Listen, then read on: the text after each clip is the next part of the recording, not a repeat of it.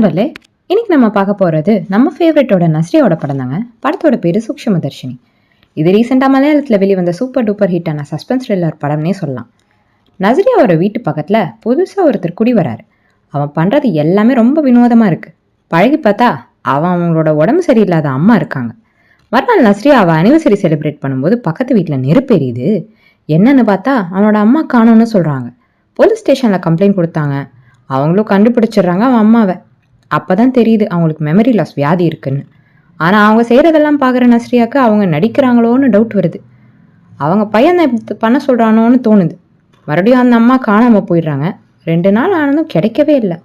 So அவங்க பொண்ணு ஃபாரின்லேருந்து வராங்க. ஆனால் அம்மா கிடைக்க முன்னாடியே ஃபாரின் போயிடுறாங்க.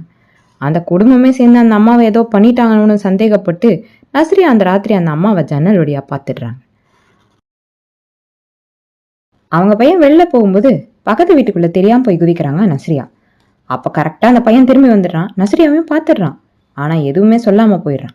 வெளிநாட்டில் இருக்கிற அக்காவுக்கு இது எல்லாத்தையும் மெசேஜ் பண்ணி சொல்லிடுறான் நஸ்ரியா. இதுக்கப்புறம் அந்த அம்மாவுக்கு என்ன ஆச்சு, நஸ்ரியா அவங்க சீக்ரெட்டை கண்டுபிடிச்சாங்களா இல்லையா அப்படின்றத பட கிளைமேக்ஸ் ட்விஸ்ட்டில் தெரிய வருதுங்க. மறக்காமல் நம்ம சேனலுக்கு சப்ஸ்கிரைப் பண்ணிடுங்க.